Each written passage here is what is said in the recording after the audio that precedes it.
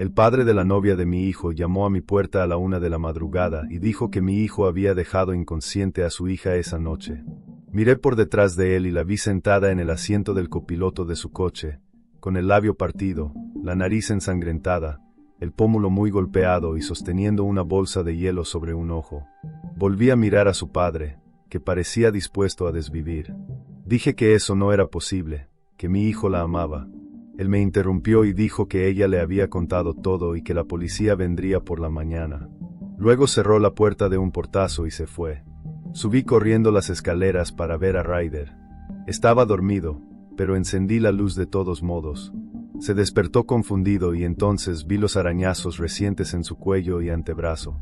Le pregunté qué había pasado con Sienna esa noche. Se incorporó de inmediato, frotándose los ojos, y dijo que nada, que habían discutido y que la había dejado en su casa. Insistí en qué tipo de discusión había sido. Empezó a tartamudear y dijo que ella lo estaba acusando de cosas y que no quería hablar de eso ahora. Su voz era defensiva. Noté que sus nudillos estaban rojos y magullados. La policía llegó a las 9 de la mañana siguiente. Un detective llamó a la puerta con 2 agentes detrás. Dijeron que tenían una orden de arresto para Ryder. Él bajó las escaleras en pijama, vio a la policía y se puso pálido. Preguntó qué estaba pasando. El detective le leyó sus derechos y le dijo que la víctima lo había identificado y que los vecinos habían escuchado gritos provenientes de su coche alrededor de las 7 de la noche anterior. Ryder entró en pánico y juró que no había sido él, pero el agente le esposó las manos a la espalda. Vi cómo se llevaban a mi hijo al coche patrulla mientras yo permanecía en la puerta pensando en los arañazos, en los nudillos golpeados y en la pelea que él se había negado a explicar. Esa misma tarde fui a visitar a Ryder a la cárcel. Estaba sentado en un banco de metal, aterrorizado. Me rogó que le creyera y dijo que no la había golpeado. Le pedí que explicara por qué ella estaba tan golpeada y por qué tenía los nudillos así. Se inclinó hacia adelante y dijo que habían discutido en el coche, que ambos gritaban, que ella le pegó y que él le agarró la muñeca para detenerla, de ahí los arañazos. Juró que la había dejado en su casa a las 7:30 y que se había ido. Yo quería creerle, pero el padre de Sienna ya estaba presentando cargos y había contratado a un abogado. Al día siguiente hablé con nuestra abogada. Me dijo que el testimonio de Sienna era muy grave. Según ella, Ryder la llevó a un lugar aislado, la golpeó brutalmente y luego la dejó cerca de su casa alrededor de las 10 de la noche. Un vecino ya había confirmado haberlos escuchado discutir a las 7. Pregunté por los nudillos de Ryder y la abogada, revisando sus notas, dijo que él afirmaba que había golpeado el volante después de dejarla por lo furioso que estaba. Todo sonaba a excusa. Volví a ver a Ryder y ahora estaba desesperado. Me suplicó que le hiciera una prueba de polígrafo, que revisara su teléfono y su coche, que no había sido él. Le pregunté entonces por qué ella decía eso. Ryder se derrumbó y dijo que no lo sabía, que tal vez ella estaba asustada o confundida, o que alguien la estaba amenazando. Le dije que le creería, pero que si me estaba mintiendo las consecuencias serían graves. Él me interrumpió diciendo que la amaba y que jamás le haría daño. Ya no estaba a la defensiva, sino genuinamente desesperado por demostrar su inocencia. Como padre, no podía no confiar en mi hijo, así que decidí investigar por mi cuenta. Conduje hasta el vecindario de Sienna y toqué varias puertas. Una vecina, una señora muy amable de más de 80 años, tenía una cámara Ring. Le pedí las grabaciones y aceptó encantada.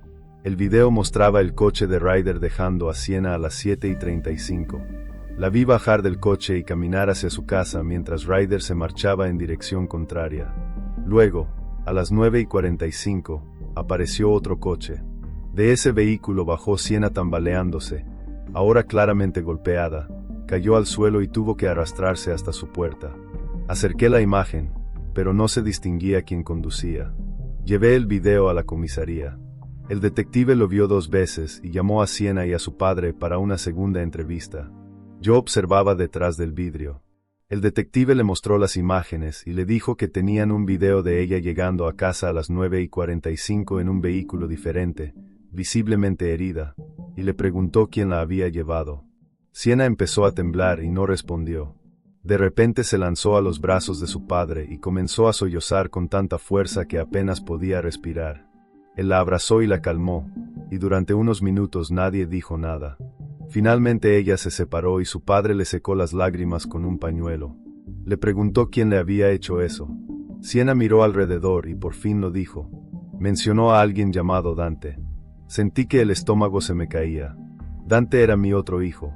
Tenía 22 años, serios problemas de ira y se había ido de viaje de trabajo unos días antes. Siena llorando confesó que llevaba 2 meses viéndose con Dante a espaldas de Ryder.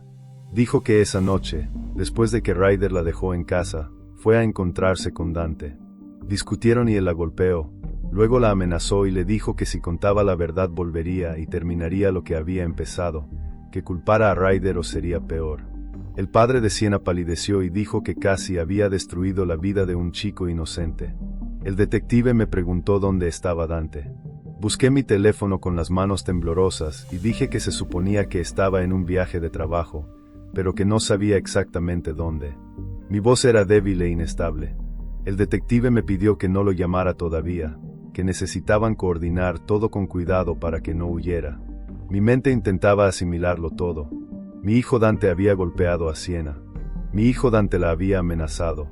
Mi hijo Dante había permitido que su hermano fuera a la cárcel por algo que él hizo.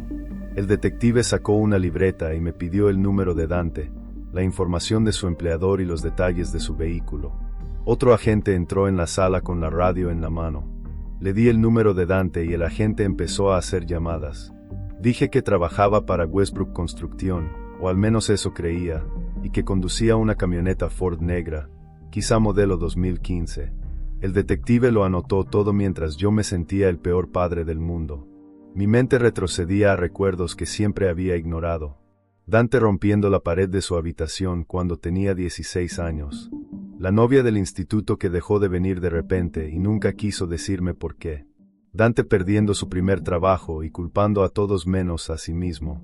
Las señales siempre estuvieron ahí y yo las ignoré, pensando que solo era un chico enojado y que se le pasaría con el tiempo. A través del vidrio aún veía a Siena llorando en brazos de su padre. El detective se levantó y dijo que regresaría enseguida. Entró a la sala de entrevistas y se sentó frente a ella. Su voz se escuchó por el altavoz de la sala de observación mientras le pedía que diera una declaración completa de lo que Dante le había hecho esa noche. Siena asintió lentamente y se secó el rostro. Hablaba tan bajo que tuve que acercarme más al vidrio para oírla. Contó que después de que Ryder la dejó, caminó hasta donde Dante la esperaba y se subió a su camioneta. Dijo que mientras conducían le confesó que se sentía mal por mentirle a Ryder y que ahí Dante se enfureció. Su padre le apretó el hombro. Ella relató que él le gritó que le pertenecía, que Ryder no la merecía, que intentó bajarse en un semáforo y que Dante la sujetó del brazo y no la dejó ir. Describió cómo la llevó a un estacionamiento vacío detrás de una tienda cerrada, cómo siguió gritándole y luego empezó a golpearla una y otra vez. Dijo que la amenazó con volver y acabar con todo si hablaba, y que la obligó a culpar a Ryder. No pude seguir mirando. Ese era mi hijo. Una agente pasó por el pasillo hablando de los documentos de liberación. Era para empezar el proceso de salida de Ryder. Me levanté sintiéndome partido en dos. Una parte de mí quería ayudar a encontrar a Dante y la otra necesitaba ir a ver a Ryder de inmediato. El detective regresó a la sala de observación. Estamos emitiendo una orden de arresto contra Dante. Los agentes ya están rastreando su teléfono. Me miró con algo parecido a la lástima y me dijo que fuera a buscar a mi hijo y lo llevara a casa, que me llamarían en cuanto localizaran a Dante. Asentí y salí de la comisaría. Mis manos seguían temblando cuando me subí al coche. La cárcel estaba a solo 10 minutos, pero se sintió como el trayecto más largo de mi vida. Repetía en mi cabeza lo que iba a decirle a Ryder. Lo siento no parecía suficiente. Lo siento no borraba la celda. Lo siento no deshacía el terror que debió haber sentido. Entré al estacionamiento de la cárcel y caminé hacia adentro. La mujer de la recepción revisó mi identificación y me hizo esperar en una silla de plástico. Pasaron 20 minutos, luego 30. Finalmente, un guardia trajo a Ryder a través de una puerta metálica. Se veía tan pequeño. Sus ojos estaban vacíos y asustados de una forma que nunca antes había visto. El uniforme naranja le colgaba del cuerpo. Caminamos hasta el coche en silencio. Quise abrazarlo, pero algo en su lenguaje corporal me indicó que no lo tocara. El camino a casa fue silencioso, salvo por el sonido del motor. Ryder miraba por la ventana sin ver nada. Intenté decir algo. Ryder, lo siento tanto. Debí creerte desde el principio. Él se apartó de mí como si hubiera intentado golpearlo. Tenía la mandíbula apretada con fuerza. Al llegar a casa, Ryder subió directamente a su habitación. Escuché cómo cerraba con llave. Me quedé fuera de la puerta escuchando. Al cabo de unos minutos lo oí llorar. No eran sollozos fuertes, sino sonidos rotos y silenciosos que resultaban aún peores. Puse la mano sobre la puerta y me sentí destruido. Mi hijo Dante hizo esto. Mi hijo Dante hizo pasar a su hermano por el infierno. Mi hijo Dante golpeó a una chica y la obligó a mentir. Y yo casi no le creía a Ryder cuando juró que era inocente. Bajé las escaleras y me senté en el sofá mirando el teléfono. Pasaron 2 horas. El número del detective apareció en la pantalla y contesté antes de que terminara el primer tono. Rastrearon el teléfono de Dante hasta un motel a 3 estados de distancia. La policía local estaba entrando para arrestarlo. Sentí que el estómago se me hundía. Esto era real. Mi hijo era un fugitivo que había golpeado a la novia de su hermano y la había obligado a culpar a otro. El detective dijo que me llamaría cuando lo tuvieran bajo custodia y colgó. Me quedé allí, sintiéndome enfermo. 40 minutos después, el teléfono volvió a sonar.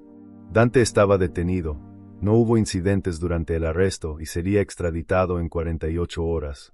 El detective hizo una pausa y añadió que, cuando se le acercaron por primera vez, Dante dijo no saber de qué se trataba, pero en cuanto mencionaron el nombre de Siena pidió un abogado. Le di las gracias y terminé la llamada. Subí de nuevo y llamé a la puerta de Ryder. Le pedí que habláramos. No hubo respuesta. Volví a llamar y le rogué que me contestara. Nada. Podía oírlo respirar al otro lado de la puerta, pero no respondía a mi voz. Bajé otra vez y llamé a mi hermana, que trabaja como asistente social. Contestó al tercer tono. Le expliqué que Ryder había sido acusado falsamente, que había pasado tiempo en la cárcel y que ahora no me hablaba ni salía de su habitación. Guardó silencio un momento y luego me dijo que había una terapeuta llamada Gracie Shepard que se especializaba en trauma y casos de falsas acusaciones. Me dijo que me enviaría su número por mensaje.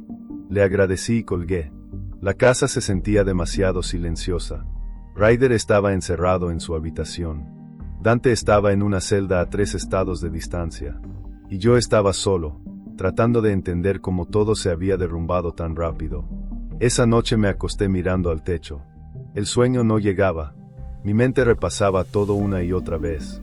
Dante había tenido problemas de ira cuando era más joven, pero yo pensé que había mejorado. Recordé los agujeros que había hecho en las paredes cuando tenía 16 años, en 3 ocasiones distintas.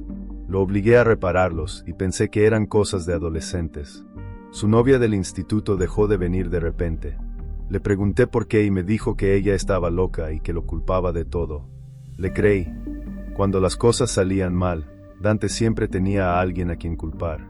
Su jefe era injusto. Sus amigos lo traicionaban. Las chicas lo engañaban. Yo seguía poniendo excusas en lugar de ver el patrón. Me levanté alrededor de las 6 porque no tenía sentido fingir que podía dormir. Preparé café y me senté en la mesa de la cocina sintiéndome enfermo. Alrededor de las 8, alguien llamó a la puerta. Al abrir, encontré al padre de Siena en el porche. Se veía terrible, con ojeras profundas y la ropa arrugada, como si hubiera dormido con ella puesta. Nos quedamos mirándonos un momento. Finalmente habló y dijo que necesitaba disculparse, que casi había destruido a mi hijo y que estaba seguro de que Ryder era culpable. Negué con la cabeza y le dije que sentía que Dante hubiera herido a Siena y que lamentaba no haber visto en qué se estaba convirtiendo. Éramos 2 padres que habían fallado. Él por no creerle antes a su hija, yo por no ver que mi hijo era peligroso. Se frotó la cara con ambas manos y me dijo que Siena estaba aterrorizada, que pensaba que Dante saldría de alguna manera y volvería para terminar lo que empezó, que casi no dormía y no quería salir de casa. Sentí un nudo en el estómago y le prometí que haría todo lo posible para que Dante respondiera por lo que hizo. Decirlo en voz alta se sintió como una traición, pero lo decía en serio. Él asintió y se marchó. Entré y llamé a un abogado. Mi hermana me recomendó a Vince Shepard, cuyo despacho estaba en el centro. Fui esa misma tarde. Finn tendría unos 40 años, usaba gafas y hablaba con una calma que me hizo sentir un poco menos desesperado. Le expliqué todo, la falsa acusación contra Ryder, el arresto, el tiempo en la cárcel y que Dante era el verdadero agresor. Le dije que necesitaba limpiar el historial de Ryder. Finn tomó notas y me dijo que sería complicado, que Ryder había sido acusado formalmente y había pasado tiempo detenido, y que el sistema no borraba eso automáticamente aunque fuera inocente. Apreté con fuerza los apoyabrazos de la silla y le pregunté qué debíamos hacer. Me explicó el proceso: presentar mociones, lograr que los cargos se desestimaran oficialmente y solicitar la eliminación del expediente. Dijo que podía tardar meses. Luego me dijo algo en lo que no había pensado. Dante probablemente intentaría contactarme desde la cárcel, y yo debía decidir de inmediato qué límites iba a establecer. Me quedé mirándolo sin saber qué decir. Finn se inclinó hacia adelante y me recordó que, aunque era mi hijo, había hecho algo terrible. Había golpeado a una chica y había inculpado a su propio hermano. Tenía que decidir cómo manejar eso antes de que llamara. Conduje a casa sin tener la respuesta. Cómo ser padre de un hijo que había hecho algo así, pero tampoco podía fingir que Dante no existía. Seguía siendo mi hijo. Al día siguiente, Ryder finalmente salió de su habitación. Era por la tarde. Se veía exhausto, con el cabello desordenado y ojeras que coincidían con las del padre de su novia. No me miró, solo caminó arrastrando los pies hacia la cocina. Me preguntó con voz plana si ya habían arrestado a Dante. Le dije que sí, 2 días atrás. Asintió una vez, tomó un vaso de agua y bebió de espaldas a mí. Intenté iniciar una conversación y le dije que había encontrado una terapeuta llamada Gracie Shepard que trabajaba con personas que habían pasado por algo como lo suyo. Ryder se giró bruscamente y dijo que no quería hablar de sus sentimientos con una desconocida. Fue la primera emoción real que vi en él desde que salió: rabia. Su rostro estaba rojo y la mandíbula tensa. Parte de mí casi se sintió aliviada. Al menos la rabia era algo. Le dije que estaba bien, que no tenían que hacerlo todavía. Volvió a su habitación y cerró la puerta con llave otra vez. Esa noche sonó mi teléfono. Era un número desconocido. Contesté y escuché una voz automática diciendo que la llamada provenía de la cárcel del condado. Luego se oyó la voz de Dante, llorando, llamándome y suplicando que hablara con él. Sentí el pecho oprimido y le dije que lo escuchaba. Dante sollozaba y decía que había sido un accidente, que Sienna lo había hecho enojar y que perdió el control por un momento, que no quiso hacerle tanto daño. Cerré los ojos y le pregunté si había golpeado a Sienna y si la había amenazado. Hubo un largo silencio. Finalmente dijo que sí, pero su voz cambió, se volvió defensiva. Dijo que yo no entendía toda la historia, que Sienna le había sido infiel y que solo estaba tratando de enseñarle una lección sobre el respeto. Todo mi cuerpo se heló. No solo la sangre, todo mi cuerpo. Estaba justificándolo, poniendo excusas, culpándola a ella. Le dije que la había puesto en el hospital, pero él siguió hablando, diciendo que ella necesitaba aprender, que las chicas creen que pueden hacer lo que quieran sin consecuencias y que él solo le estaba mostrando que las acciones tienen consecuencias. Me sentí enfermo. Le dije que parara, pero no lo hizo. Me preguntó si iba a ayudarlo a conseguir un buen abogado, que el defensor público era terrible y que yo tenía que ayudarlo. Tomé aire y le dije que me aseguraría de que tuviera representación legal, pero que no iba a ayudarlo a evitar las consecuencias de lo que había hecho. La voz de Dante volvió a cambiar, ahora llena de ira. Me acusó de elegir a Ryder, a mi hijo dorado que nunca hacía nada mal, y me recordó que él también era mi hijo. Mis manos empezaron a temblar. Le dije que esto no se trataba de elegir, que él había golpeado a alguien, la había amenazado y había dejado que su hermano fuera a la cárcel por eso. Dante gritó al teléfono diciendo que Ryder estaba bien, que solo estuvo unos días encerrado, que Sienna también estaba bien y que todos estaban exagerando. No pude seguir escuchándolo y colgué. Mis manos temblaban tanto que casi se me cayó el teléfono. Me quedé sentado en el sofá intentando respirar. Ese era mi hijo. Yo lo había criado y no tenía idea de que lo que había hecho estaba mal. A la mañana siguiente, mientras hacía café, me llamó la fiscal. Se presentó y me dijo que estaban acusando a Dante de agresión, lesiones, intimidación de testigos y amenazas terroristas. Su voz era profesional y directa.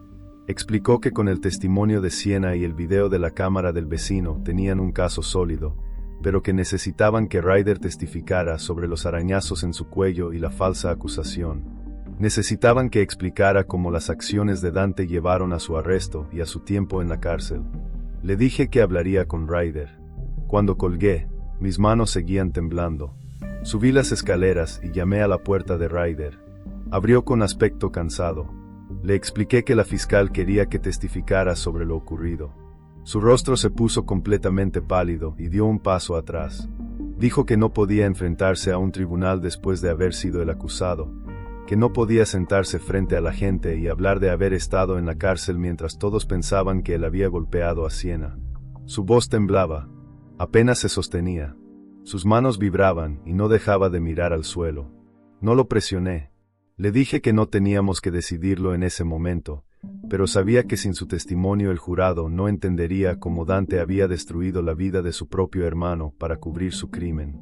Lo dejé solo y llamé a Finn para concertar una cita. 2 días después estaba sentado en su despacho revisando documentos. El lugar era pequeño, con estanterías llenas de libros de derecho y un escritorio cubierto de carpetas. Finn explicó que sellar y eliminar el registro del arresto de Ryder llevaría meses de trámites y comparecencias. Dijo que incluso después de lograrlo, la experiencia seguiría formando parte de su vida para siempre. El trauma no desaparecía solo porque los cargos fueran retirados. También hablamos de presentar una demanda civil contra Dante en nombre de Ryder por el daño emocional. Finn advirtió que sería difícil obtener dinero porque Dante estaría en prisión y no tenía bienes, pero dijo que a veces el fallo legal era más importante que el dinero. Se trataba de dejar constancia oficial del daño. Firmé los papeles autorizando a Finn a iniciar el proceso. Me dijo que Dante ya había sido extraditado y que la audiencia de imputación sería la semana siguiente. Podía asistir si quería, pero me recomendó no hacerlo, ya que mi presencia podría ser usada por la defensa para argumentar que Dante tenía apoyo familiar y no era un peligro para la comunidad. No sabía qué hacer. Parte de mí necesitaba ver a Dante en persona, pero tampoco quería ayudar a su caso de ninguna manera. Esa noche me despertaron unos gritos. Tardé un segundo en darme cuenta de que venían de la habitación de Ryder. Corrí por el pasillo y abrí la puerta de golpe. Ryder estaba enredado entre las sábanas, sudando y llorando. Tenía los ojos cerrados y gritaba que estaba atrapado en una celda, repitiendo una y otra vez que no había hecho nada. Me acerqué a la cama y le sujeté los hombros. Finalmente despertó, pero cuando me miró, sus ojos estaban vacíos. Me observó como si no supiera quién era. Tardó casi 1 minuto en reconocerme. Entonces empezó a llorar de verdad. Me senté en el borde de la cama mientras lloraba. No quiso hablar de la pesadilla. Solo se encogió, se llevó las rodillas al pecho y se balanceó hacia adelante y atrás. Me quedé allí hasta que volvió a dormirse. Las pesadillas se volvieron habituales. Cada pocas noches lo escuchaba gritar. A veces lograba despertarlo rápido. Otras veces quedaba atrapado en el sueño durante minutos que parecían horas. Después de una semana así, volví a mencionar la terapia. Le hablé de Gracie Shepard y de cómo trabajaba con personas que habían pasado por traumas como el suyo. Estaba sentado en la mesa de la cocina comiendo cereal, y no levantó la vista del plato. Le dije que solo fuera una sesión, solo para probar. Permaneció en silencio mucho tiempo. Finalmente dijo que estaba bien, con una voz plana. Hice la cita para el día siguiente. Cuando llegó el momento, Ryder se subió al coche sin discutir. El trayecto hasta el consultorio de Gracie duró 20 minutos. Miró por la ventana todo el camino. Lo dejé allí y le dije que lo esperaría en el estacionamiento. Estuvo dentro 90 minutos. Cuando salió, fue directo al coche y se sentó sin decir nada. Al llegar a casa subió a su habitación y cerró la puerta. No supe nada de él en todo el día, pero esa noche mi teléfono vibró con un mensaje suyo. Solo decía que volvería la semana siguiente. Nada más, pero era algo. A la tarde siguiente, el padre de Siena llamó a mi puerta. Nos quedamos en el porche y se veía incómodo. Dijo que Siena quería disculparse en persona con Ryder por haberlo acusado falsamente.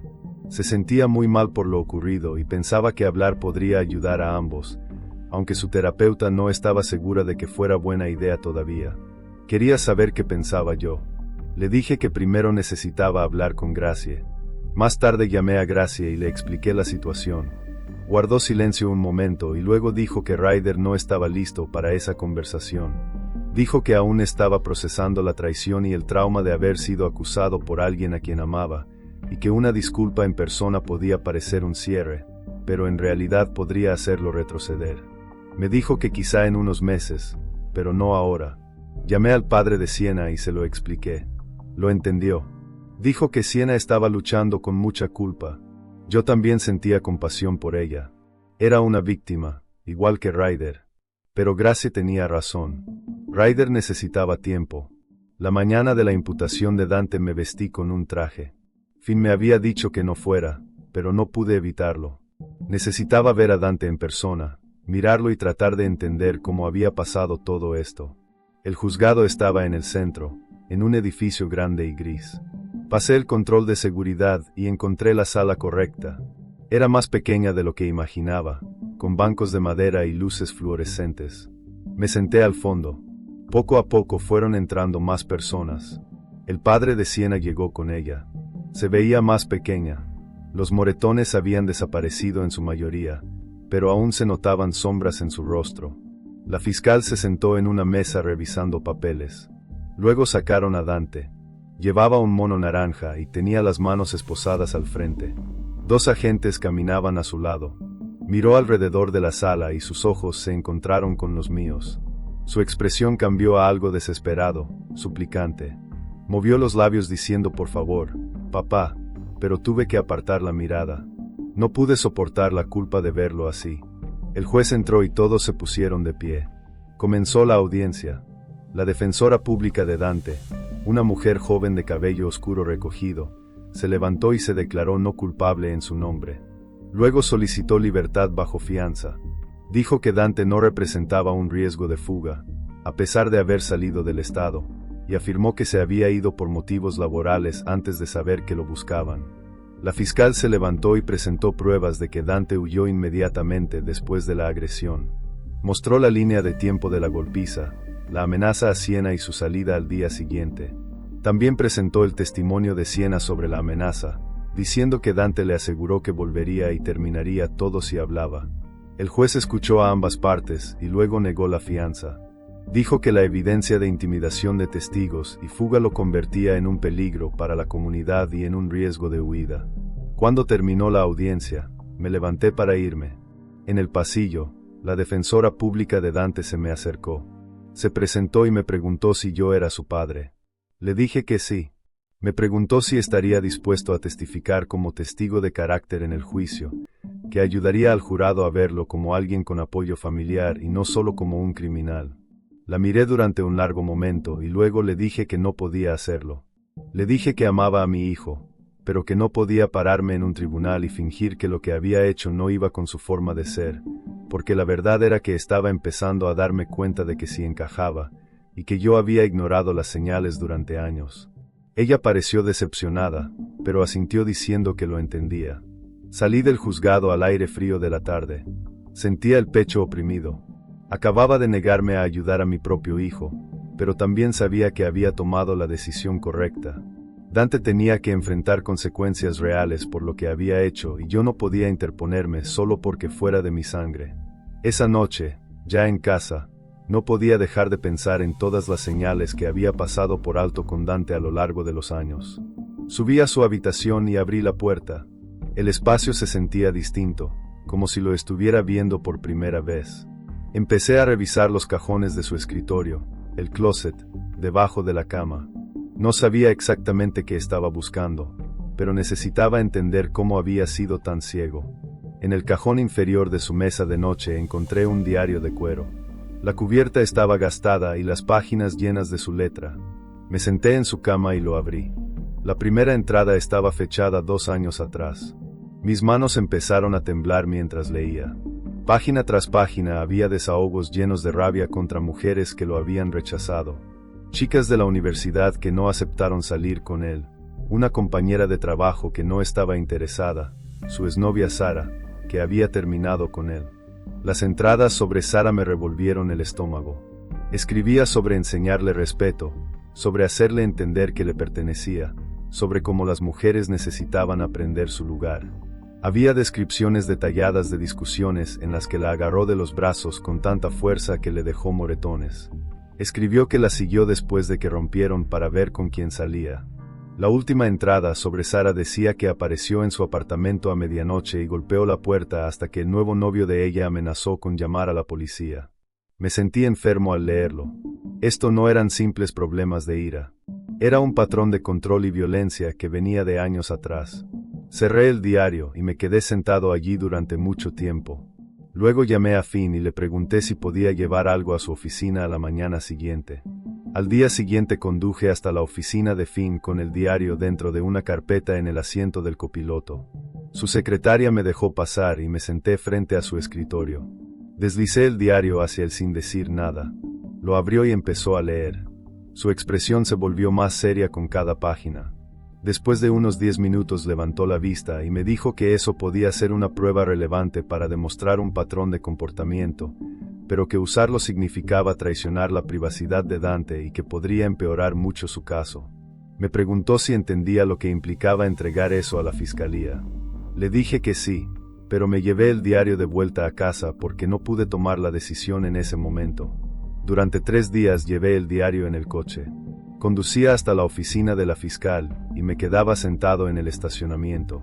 Luego volvía a casa sin entrar.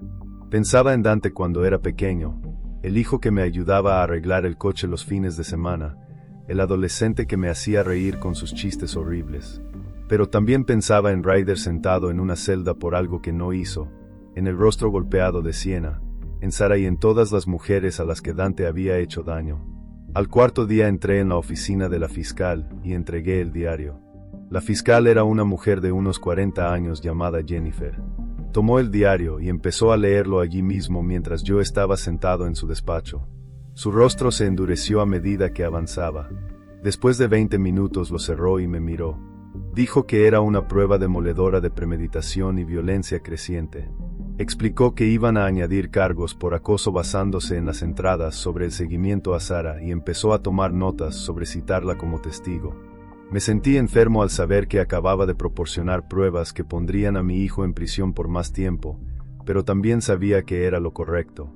Jennifer me dio las gracias por presentarme y dijo que muchos padres no habrían hecho lo que yo acababa de hacer. Cuando llegué a casa esa tarde, Ryder estaba sentado en el sofá.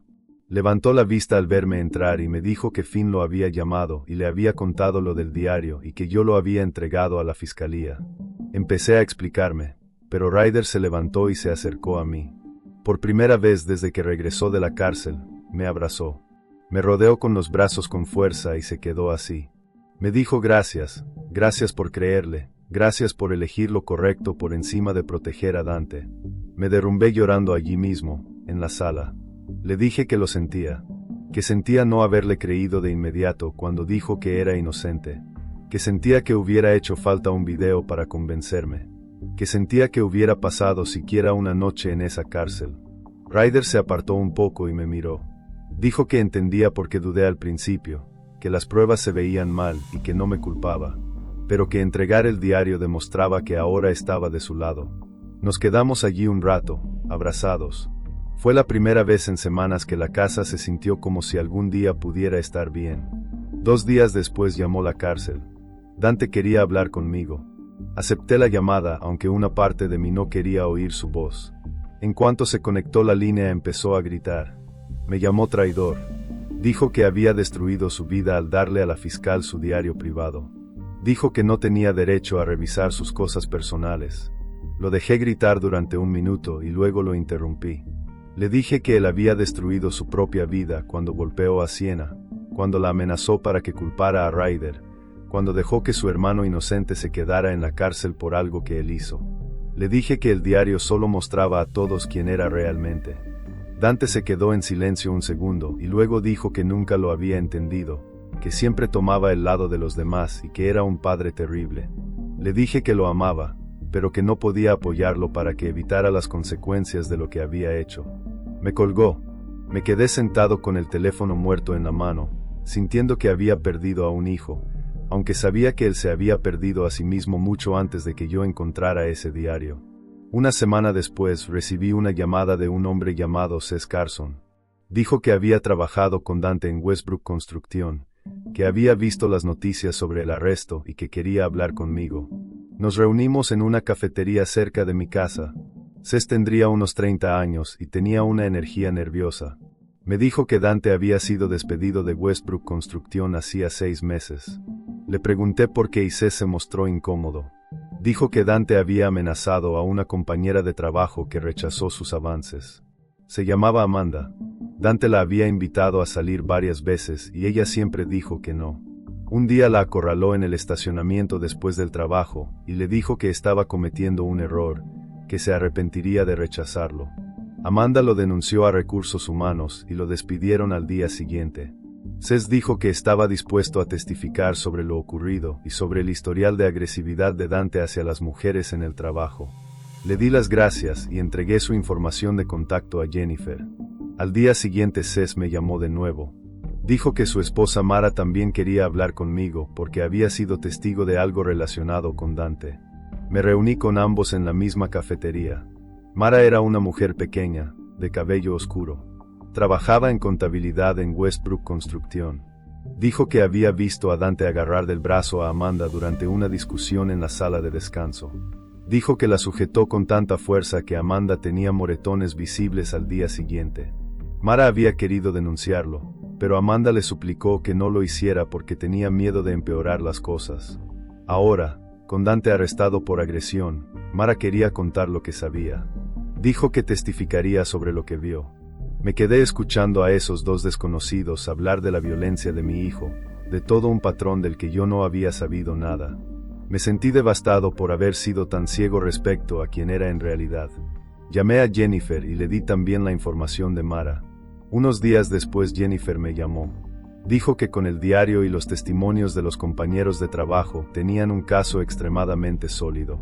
Dijo que la defensora pública de Dante se había comunicado para hablar de un acuerdo. La oferta era declararse culpable para reducir los cargos y recibir 8 años en lugar de arriesgarse a 15 en juicio. Dijo que la defensa quería que yo animara a Dante a aceptarlo. Le dije que lo pensaría. Esa noche la defensora pública de Dante me llamó directamente. Dijo que Dante estaba siendo terco con el acuerdo, que no quería admitir su culpabilidad, y que pensaba que escucharme podría hacerlo cambiar de opinión. Dijo que 8 años era un buen trato considerando las pruebas en su contra. Acepté visitarlo. A la mañana siguiente conduje hasta la cárcel. Me llevaron a Dante al área de visitas y se sentó frente a mí. Se veía diferente, no lloraba como la última vez ni estaba enojado, solo frío y distante. Le hablé del acuerdo, 8 años y se declaraba culpable. Me miró fijamente, sin ninguna expresión. Luego dijo que no se declararía culpable. Le pregunté por qué. Respondió que declararse culpable significaba admitir que era una mala persona y que él no creía hacerlo. Dijo que Sienna merecía lo que pasó por engañarlo con Ryder, que necesitaba aprender respeto. Sentí el pecho oprimirse al escucharlo. Ese no era mi hijo sentado frente a mí. Era alguien que no reconocía en absoluto. Me incliné hacia adelante y lo miré a los ojos. Le dije que Sienna no le pertenecía, que ninguna mujer le pertenece a ningún hombre, que lo que hizo era imperdonable, que golpear y amenazar a alguien no enseña nada, excepto miedo. Dante se rió. Fue una risa amarga que me erizó la piel. Dijo que yo era igual que todos los demás, tomando su lado. Dijo que nunca lo había entendido, que nunca intenté ver las cosas desde su perspectiva. Dijo que mujeres como Sienna jugaban con los hombres y luego se hacían las inocentes cuando ellos se enfadaban. Me levanté. Le dije que había terminado, que si no podía ver lo que había hecho mal, no había nada más que decir. Se encogió de hombros como si no le importara. Mientras me alejaba, me di cuenta de que mi hijo no sentía ningún remordimiento. De verdad creía que él era la víctima en todo esto. Esa comprensión dolió más que cualquier otra cosa que hubiera pasado. El guardia me condujo de vuelta por las puertas de seguridad y crucé el estacionamiento como en una niebla. Llegué a mi auto y me senté en el asiento del conductor sin encender el motor. Las manos me temblaban tanto que no podía meter la llave en el encendido. Lo intenté 3 veces antes de rendirme y quedarme mirando el volante. Entonces me golpeó todo de una vez. Mi hijo era un monstruo. No el adolescente enojado que recordaba, sino una persona realmente peligrosa que lastimaba a las mujeres y no sentía nada al respecto. Empecé a llorar y no pude parar. Sollozos fuertes y descontrolados que sacudían todo mi cuerpo. Lloré durante una hora entera sentado en ese estacionamiento. La gente pasaba junto a mi auto y probablemente pensaba que estaba loco, pero no me importó. Estaba de duelo por el hijo que creía haber criado, el niño que construía fuertes en la sala y coleccionaba tarjetas de béisbol. Esa persona nunca existió. O quizá existió alguna vez y se convirtió en otra cosa. De cualquier manera, ya no estaba. Y este extraño frío que se reía de haber golpeado a Siena había tomado su lugar. Cuando finalmente dejé de llorar, tenía los ojos tan hinchados que apenas podía ver. Conduje a casa a 10 millas por debajo del límite porque la vista se me nublaba. Al llegar, encontré a Ryder sentado en el sofá viendo televisión. No estaba escondido en su habitación con la puerta cerrada como había estado haciendo, solo estaba allí, con un tazón de cereal, desayunando a las 2 de la tarde. Era algo tan normal, pero se sentía enorme. Me senté a su lado y no se apartó. Vimos juntos un programa de cocina sin hablar. Después de un rato se levantó y se hizo un sándwich. De verdad fue a la cocina y usó la estufa para preparar un sándwich de queso a la plancha. Lo observé desde la puerta, intentando no volver a llorar. Esas pequeñas cosas normales se sentían como victorias gigantes. En las semanas siguientes, Ryder fue mejorando poco a poco. Empezó a comer 3 comidas al día en lugar de solo picar comida. Salía de su habitación para ver televisión por las noches. A veces incluso se sentaba conmigo durante la cena. Una tarde, Gracie me llamó para hablar sobre su progreso. Dijo que estaba mejor de lo que esperaba, pero que debía entender que esto no era una línea recta. Tendría días buenos y días malos, tal vez semanas buenas y luego, de repente, una semana terrible.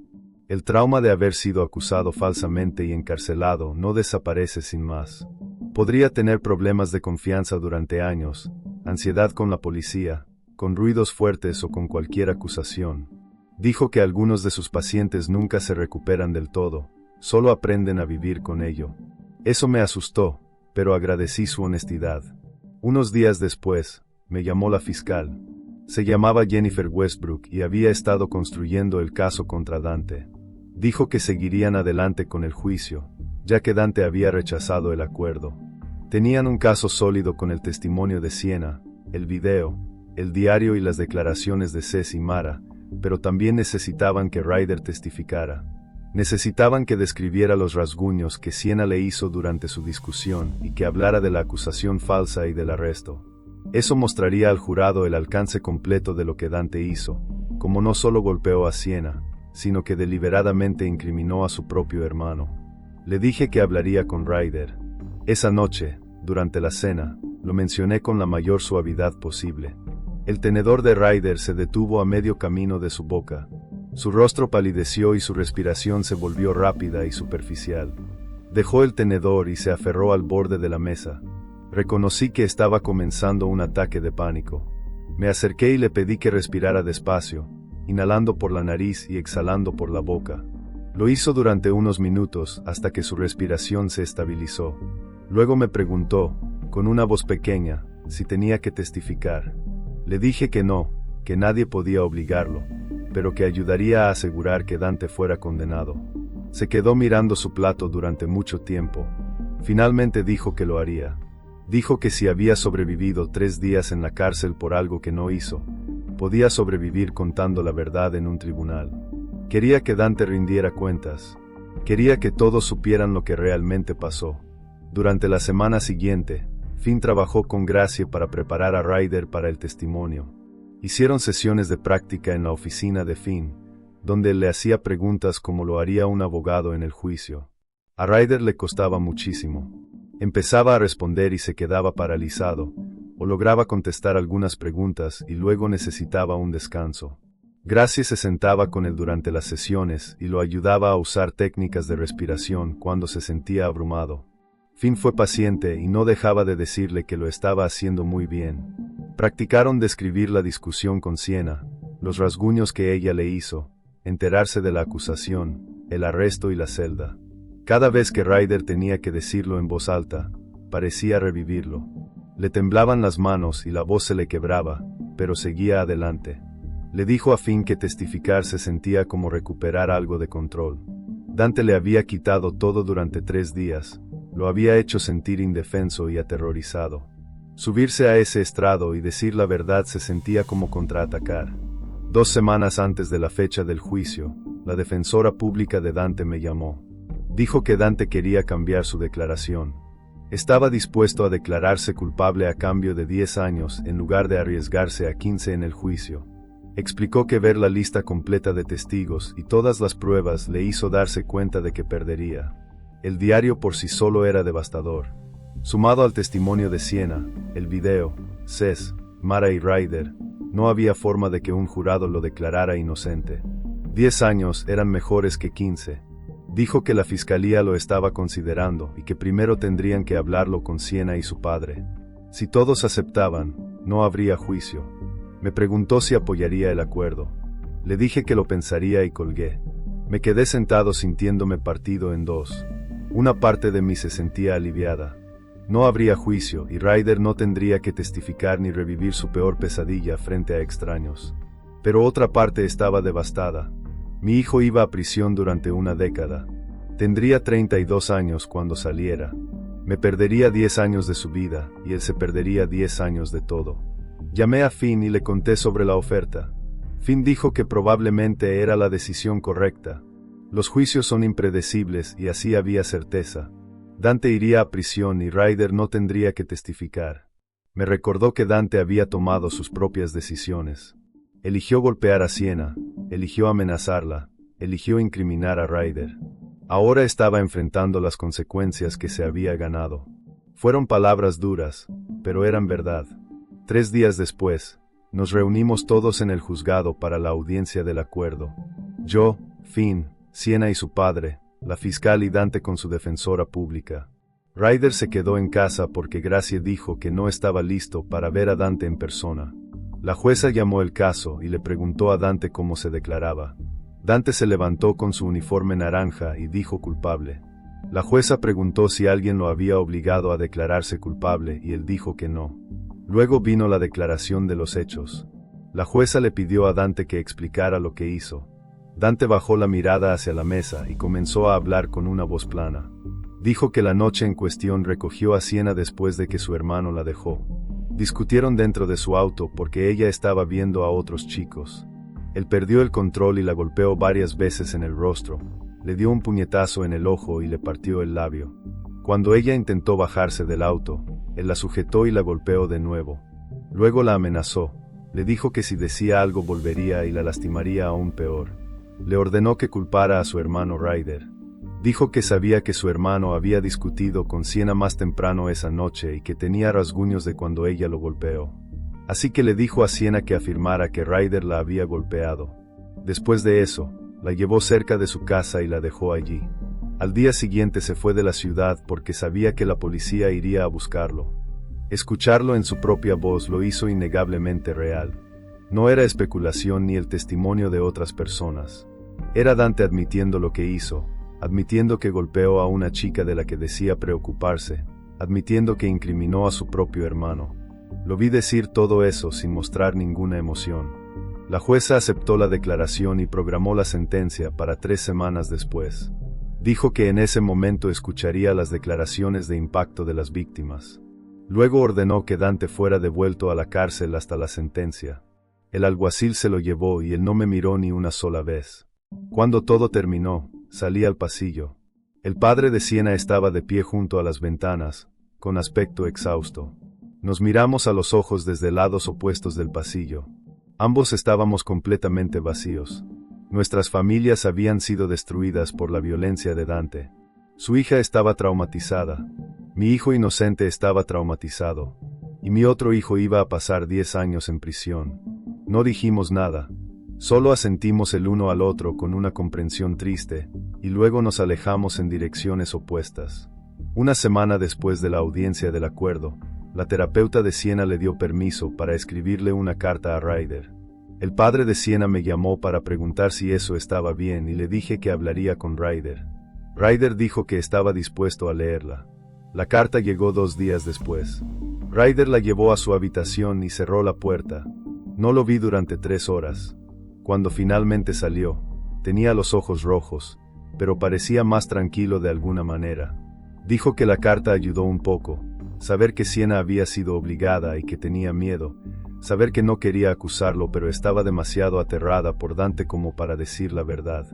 Eso no borró lo que él vivió ni deshizo el terror de ser arrestado o el trauma de la cárcel, pero le ayudó a entender que ella también era una víctima, que no intentaba hacerle daño, solo estaba tratando de sobrevivir. Esa misma noche le pregunté a Ryder si quería escribir una declaración de impacto para la sentencia de Dante. Podía contarle a la jueza cómo la acusación falsa lo había afectado. Le dije que no tenía que decidirlo de inmediato. Pasó los siguientes 4 días pensándolo. Lo veía sentado en el sofá, mirando al vacío, claramente luchando con la decisión. Finalmente, al 5.º día, me dijo que sí, que quería escribirla. Se sentó en la mesa de la cocina con un cuaderno y empezó a escribir. Le tomó 3 horas.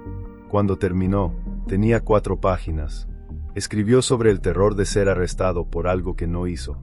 Sobre la policía poniéndole las esposas mientras su padre observaba. Sobre estar sentado en una celda durante 3 días sin saber si alguien le creería. Sobre las pesadillas que aún tenía, en las que estaba atrapado tras las rejas. Sobre los ataques de pánico cuando escuchaba sirenas y sobre no poder confiar en la gente porque su propio hermano lo había traicionado de la peor manera posible. Escribió que Dante no solo lastimó a Siena, sino que intentó destruir por completo la vida de Ryder para encubrir lo que había hecho. Escribió que nunca perdonaría a Dante por eso. Nunca. 2 días después, el padre de Siena me llamó para decir que ella también había escrito una declaración de impacto. Su voz sonaba cansada por teléfono. Me dijo que estaba en terapia intensiva 3 veces por semana y que aún tenía pesadillas todas las noches. La terapeuta dijo que Siena quizá nunca se recuperaría por completo de lo que Dante le hizo. No solo la golpiza física, sino el miedo que le sembró. La forma en que la amenazó con volver y terminarlo todo si decía algo. El padre de Siena dijo que su hija se sobresalta cuando las puertas se abren demasiado rápido. Ya no puede estar sola en una habitación con un hombre. A veces ni siquiera con él. Escuché todo eso y me sentí enfermo al saber que mi hijo había causado ese daño a una chica de 17 años. Después de colgar, me senté en la mesa de la cocina mirando una hoja en blanco. Necesitaba escribir mi propia declaración para la audiencia de sentencia. Como padre de Dante, tenía derecho a hablar. Pero, ¿qué podía decir? Tomé el bolígrafo y empecé a escribir. Me tomó 4 horas completar 2 páginas. Escribí sobre amar a Dante desde el día en que nació. Sobre cambiarle los pañales, enseñarle a andar en bicicleta y sentirme orgulloso cuando se graduó de la secundaria. Pero también escribí que el amor no excusa lo que hizo, que Siena merecía justicia, que Ryder merecía justicia y que Dante debía rendir cuentas. Escribí que apoyaba a la fiscalía y que creía que mi hijo debía enfrentar consecuencias reales por sus acciones. La parte más difícil fue el último párrafo, donde admití que siempre lo amaría a pesar de todo, pero que eso no significaba que creyera que su condena fuera injusta. Leí el texto 3 veces y lloré en cada una. Esa declaración se sintió como rendirme con Dante, pero sabía que era lo correcto. El teléfono sonó a las 9 de la noche, la víspera de la sentencia. En la pantalla apareció el número de la cárcel. Contesté y escuché la voz de Dante. Preguntó si iría al tribunal al día siguiente. Le dije que sí, porque seguía siendo mi hijo. Hubo unos segundos de silencio al otro lado. Luego Dante preguntó si iba a hablar a su favor. Le dije que no, que había escrito una declaración apoyando la responsabilidad. La voz de Dante se volvió fría. Dijo que entendía que yo era igual que todos los demás, eligiendo a Ryder por encima de él. Le dije que no era cierto, que lo amaba, pero que no podía apoyarlo para que evitara las consecuencias de golpear a Siena e incriminar a su hermano. Dante soltó una risa amarga y furiosa y dijo que me arrepentiría de haberlo abandonado. Luego colgó antes de que pudiera responder. Me quedé sentado sosteniendo el teléfono, sintiendo que acababa de perder a mi hijo, aunque todavía estuviera vivo. La audiencia de sentencia comenzó a las 10 de la mañana. Me senté en la última fila del tribunal. Sienna y su padre se sentaron adelante, en el lado izquierdo. Ryder se sentó con Finn en el lado derecho. El alguacil trajo a Dante con un uniforme naranja y las manos esposadas al frente. Se veía más delgado que la última vez que lo vi. Tenía el cabello más largo y desordenado. La jueza entró y todos se pusieron de pie. Era una mujer de unos 50 años, con el cabello gris recogido con firmeza. Les dijo a todos que se sentaran y abrió el expediente frente a ella. La fiscal se levantó y dijo que tenían 3 declaraciones de impacto de víctimas para presentar. La primera fue la de Sienna. La fiscal la leyó en voz alta. Sienna describió cómo Dante la recogió después de que Ryder la dejó esa noche, cómo condujeron hasta un estacionamiento y comenzaron a discutir, cómo Dante la agarró del cuello y empezó a golpearle la cara una y otra vez. Escribió sobre cómo le suplicó que se detuviera y él simplemente siguió. Sobre el miedo cuando la amenazó con desvivirla si decía que había sido él. Sobre cómo le dijo que culpara a Ryder o volvería y lo haría peor. Sobre la pesadilla que ahora tiene, en la que está atrapada en ese auto y no puede escapar. Observé el rostro de Dante mientras la fiscal leía. Miraba al frente sin mostrar nada. Ninguna emoción. Luego vino la declaración de Ryder. La fiscal leyó sobre el terror de ser arrestado por algo que no hizo. Sobre pasar 3 días en la cárcel pensando que su vida había terminado. Sobre los ataques de pánico que aún sufre cuando escucha sirenas. Sobre la traición de su propio hermano al intentar destruir su vida para encubrir su propio crimen. Sobre cómo nunca perdonaría a Dante por usarlo como chivo expiatorio. Miré a Dante otra vez. Seguía inexpresivo, como si estuviera escuchando el pronóstico del clima. Finalmente, la fiscal leyó mi declaración, sobre amar a Dante pero apoyar la rendición de cuentas, sobre creer que la justicia debía cumplirse. La mandíbula de Dante se tensó cuando se leyeron mis palabras, pero no me miró. La jueza se quitó las gafas y miró directamente a Dante. Dijo que había revisado su expediente y que veía un patrón de violencia contra las mujeres que se remontaba a años atrás. Mencionó a la compañera de trabajo a la que había amenazado, a la exnovia que de repente dejó de aparecer. Dijo que su falta de remordimiento era profundamente preocupante, que no había mostrado ninguna emoción al escuchar cómo había destruido múltiples vidas. Dijo que usar a su propio hermano como chivo expiatorio había sido especialmente cruel y que demostraba un nivel de manipulación que le preocupaba profundamente. Luego lo sentenció a 10 años en una prisión estatal, con posibilidad de libertad condicional después de 7 años. Añadió clases obligatorias de manejo de la ira y consejería. Le dijo a Dante que necesitaba ayuda seria y que esperaba que usara su tiempo en prisión para trabajar en sí mismo. Dante solo asintió una vez. El alguacil se acercó para llevárselo. Me puse de pie e intenté caminar hacia Dante. Quería decirle algo, decirle que lo amaba, decirle que se cuidara, algo. Pero Dante giró la cabeza cuando me vio acercarme. Se negó a mirarme. El alguacil lo condujo por la puerta lateral y desapareció. Esa fue la última vez que lo vi antes de que lo trasladaran a la prisión estatal en el norte. Las semanas posteriores a la sentencia fueron extrañas. Concentré toda mi energía en ayudar a Ryder a sanar. Finn trabajó para que el registro de arresto de Ryder fuera completamente eliminado. Presentó documentación en 3 tribunales diferentes. Dijo que tomaría algunos meses, pero que al final el expediente de Ryder quedaría totalmente limpio, como si el arresto nunca hubiera ocurrido. Gracie continuó viendo a Ryder 2 veces por semana en terapia. Me dijo en privado que Ryder estaba progresando lentamente, que un trauma así toma años en procesarse, pero que veía señales de que empezaba a manejarlo mejor y a confiar de nuevo, aunque fuera en pequeñas formas. Una tarde, Ryder se me acercó y dijo que había estado pensando en la universidad. Dijo que no estaba listo para ir ese otoño. Demasiada gente, demasiada presión. Quería tomarse un año sabático, quizá hacer algunas clases en línea y trabajar a tiempo parcial cuando se sintiera preparado. Le dije que apoyaba lo que necesitara, que no había prisa. Podía tomarse todo el tiempo que necesitara para sanar. Su alivio fue evidente, como si hubiera estado preocupado de que yo lo empujara a ir de todos modos. El padre de Sienna y yo empezamos a reunirnos para tomar café cada pocas semanas. Suena extraño, pero desarrollamos una amistad improbable. Éramos las únicas dos personas que realmente entendían lo que había pasado y por lo que habían atravesado nuestras familias. Nos sentábamos en la cafetería y hablábamos de nuestros hijos, de cómo estaban, de lo difícil que era verlos luchar. Me dijo que Siena estaba mejor algunos días y peor otros, que la sanación no es una línea recta. Yo le dije lo mismo sobre Ryder. Casi nunca hablábamos de Dante. Ese tema era demasiado doloroso para ambos. Pero tener a alguien que entendiera ayudaba, me hacía sentir menos solo en esa pesadilla. 3 meses después de la sentencia de Dante, Ryder me dijo que había tenido su primera semana completa sin pesadillas. Yo estaba preparando el desayuno cuando lo dijo, de manera casual, como si comentara el clima, pero pude ver en sus ojos lo importante que era para él. Dijo que la terapia realmente estaba ayudando, que Gracie le había enseñado técnicas para manejar los ataques de pánico.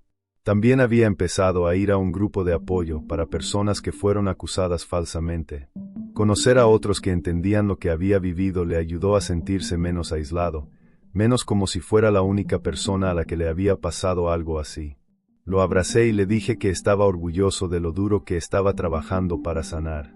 Me devolvió el abrazo y, por primera vez en meses, no sentí que fuera a romperse. Empecé a escribirle a Dante en la prisión estatal alrededor de un mes después de su traslado. Cartas cortas en papel rayado, diciéndole que lo amaba, pero que necesitaba asumir responsabilidad y trabajar en sí mismo a través de los programas que ofrecían. Enviaba una carta cada mes, puntualmente. No respondió durante 4 meses y aún así seguí enviándolas, porque seguía siendo mi hijo. Cuando finalmente llegó su primera carta, la abrí en la mesa de la cocina con las manos temblando.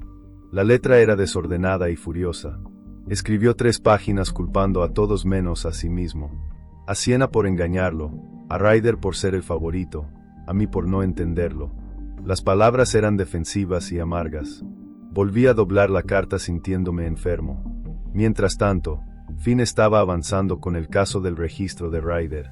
Presentó mociones en 3 tribunales distintos, pagó tarifas y entregó documentos durante semanas. 2 meses después de la sentencia de Dante, Finn me llamó con buenas noticias. El registro había sido oficialmente sellado y eliminado. Las verificaciones de antecedentes no mostrarían el arresto. Legalmente, Ryder podía decir que nunca había sido arrestado. Finn dijo que era una pequeña victoria, pero importante para las futuras oportunidades laborales y solicitudes universitarias de Ryder. Se lo conté a Ryder esa tarde, y vi cómo el alivio se reflejaba en su rostro. Dijo que se sentía como si una parte de la pesadilla finalmente hubiera sido borrada, aunque sabía que siempre lo recordaría. Por esa misma época, Ryder empezó a tomar clases en línea en el colegio comunitario. Solo 2 al principio, Introducción a la Psicología y Gobierno Estadounidense. Se sentaba en la mesa de la cocina con su portátil, haciendo tareas y leyendo libros. Un día me dijo que había estado investigando programas de reforma de la justicia penal, cosas sobre acusaciones falsas y encarcelamientos injustos. Dijo que leer sobre las experiencias de otras personas le ayudaba a sentirse menos solo. Se lo mencioné a Gracie durante una de nuestras conversaciones y ella dijo que en realidad era muy saludable. Dijo que Ryder estaba canalizando su trauma hacia algo significativo en lugar de dejar que lo destruyera. 6 meses después de que todo ocurrió, Gracie mencionó la idea de que Ryder se reuniera con Siena en persona. Ambas terapeutas estarían presentes. Ryder dudó al principio, pero finalmente aceptó. La reunión se llevó a cabo en la oficina de Gracie un martes por la tarde. Llevé a Ryder y esperé en el auto en el estacionamiento. Estuvo dentro más de 1 hora. Cuando salió, tenía los ojos rojos de tanto llorar, pero se veía más liviano de alguna manera. Se subió al auto y me dijo que le dio cierre escuchar la historia completa de Siena directamente de ella, ver que también estaba trabajando duro para sanar. Entender que ambos eran víctimas de Dante de diferentes maneras. Dijo que hablaron sobre la noche en que todo pasó y sobre los 2 meses en que ella había estado viendo a Dante en secreto. Ella le contó sobre las amenazas que Dante hizo, lo asustada que estaba y lo arrepentida que se sentía por lo que Ryder pasó a causa de su miedo. Ryder dijo que le explicó que entendía por qué hizo lo que hizo y que la perdonaba. Según él, ambos lloraron mucho. Gracie me dijo después que la reunión fue lo mejor que podía esperarse, que Ryder y Sienna nunca volverían a ser amigos, pero que habían llegado a un lugar de comprensión y perdón mutuos. Ambos reconocieron que fueron víctimas de la violencia y manipulación de Dante de distintas formas, y ese reconocimiento pareció ser importante para los dos. 8 meses después de la sentencia de Dante, finalmente reuní el valor para visitarlo en prisión. El viaje hacia el norte tomó 3 horas. Tuve que pasar por seguridad, ser registrado y dejar mi teléfono en un casillero. Me llevaron a una sala de visitas con mesas y sillas de plástico atornilladas al suelo. Dante apareció con el uniforme azul de la prisión, viéndose diferente, más duro. Su rostro estaba más delgado y sus ojos fríos. Nos sentamos frente a frente y la conversación fue tensa e incómoda. Le pregunté cómo estaba y se encogió de hombros. Dijo que la prisión era lo que uno esperaría. Le pregunté por las clases de manejo de la ira que la jueza había ordenado y dijo que sí, que estaba yendo. Admitió que tenía mucho trabajo por hacer.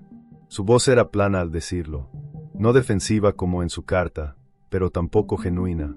Solo cumpliendo. Antes de irme, me dijo algo que me sorprendió. Dijo que había estado leyendo libros sobre abuso y control en la biblioteca de la prisión. Que estaba empezando a entender que lo que le hizo a Sienna no tenía que ver con amor, sino con poder, con la necesidad de controlarla. Fue la primera vez que mostró algún atisbo real de comprensión sobre sus acciones. No confié del todo en ello porque sonaba ensayado, pero era algo, una grieta en el muro que había construido alrededor de sí mismo. Conduje de regreso a casa pensando en esa conversación durante horas. En casa, Ryder seguía avanzando. Consiguió un trabajo de medio tiempo en una librería del pueblo, solo 15 horas a la semana, ordenando libros y atendiendo la caja. Volvió a casa después de su primera semana y me habló de un compañero de trabajo llamado Archer, que tenía más o menos su edad. Habían empezado a conversar durante los descansos sobre libros y películas. Archer no sabía nada de lo que le había pasado a Ryder. Simplemente lo trataba como a una persona normal, sin lástima ni incomodidad. Ryder dijo que tener a alguien que interactuara con él de esa manera le ayudaba a sentirse una persona común otra vez, en lugar de una víctima. Empezó a ir al cine con Archer los fines de semana, reconstruyendo poco a poco una vida social fuera de la terapia y la familia. Un año después de la sentencia de Dante, miré a nuestra familia y me di cuenta de que habíamos encontrado una nueva normalidad. Era complicada e imperfecta, pero existía. Ryder iba bien en sus clases en línea. Había completado 4 cursos y hablaba de postularse a la Universidad Estatal el otoño siguiente. Quería estudiar justicia penal con enfoque en la reforma. El trauma lo había cambiado, pero lo estaba transformando en propósito. Me sentía orgulloso de lo duro que había trabajado para sanar. Seguí con mis visitas mensuales a Dante.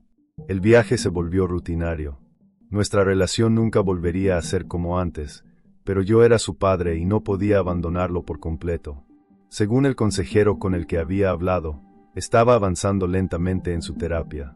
Incluso había escrito cartas de disculpa tanto a Ryder como a Sienna. El consejero de la prisión lo ayudó a redactarlas durante varias semanas. Ryder me mostró la suya. Eran 2 páginas de Dante asumiendo responsabilidad y expresando remordimiento. Ryder dijo que las palabras significaban algo, pero que no podían deshacer el daño. Guardó la carta en un cajón de su escritorio. Sabía que Sienna también había recibido la suya a través de su padre. Si la leyó o no, no era asunto mío. Las disculpas eran un paso, pero solo uno pequeño en un camino muy largo. El padre de Sienna me dijo durante uno de nuestros encuentros por café que ella estaba mejor. Había vuelto a la escuela y trabajaba con una terapeuta especializada en ayudar a personas a recuperarse de agresiones. Dijo que avanzaba día a día, pero con progreso real. Unos meses después, mencionó que había empezado a ver a alguien nuevo, un chico de sus clases universitarias que la trataba con respeto y paciencia. Todavía tenía días difíciles en los que los recuerdos regresaban, pero estaba construyendo una vida real más allá de lo que Dante le hizo. Su padre dijo que verla sanar le devolvía la esperanza después de todo lo ocurrido. Una noche, unos 18 meses después de que todo comenzó, Ryder entró a la sala mientras yo veía televisión. Se sentó a mi lado y estuvo en silencio un momento antes de hablar. Me dijo que estaba agradecido de que la verdad saliera a la luz, aunque el proceso fue horrible. Dijo que vivir bajo una acusación falsa lo habría destruido más que el tiempo temporal que pasó en la cárcel. Lo escuché mientras explicaba cómo la terapia le ayudó a entender que lo ocurrido no fue su culpa. Nos quedamos sentados un rato, simplemente estando juntos. Me di cuenta de que todos avanzábamos a nuestra manera. Llevábamos cicatrices, pero no permitíamos que nos definieran por completo. Ryder estaba construyendo su camino hacia la universidad y un futuro en la justicia penal. Sienna estaba sanando y encontrando de nuevo la felicidad con alguien que la trataba bien. Dante estaba cumpliendo su condena y quizá empezando a entender lo que hizo. Yo estaba aprendiendo que ser padre a veces significa aceptar verdades dolorosas sobre tus hijos y aún así amarlos a través de las consecuencias de sus decisiones. Nada de esto era fácil ni perfecto, pero estábamos sobreviviendo, y eso tenía que ser suficiente.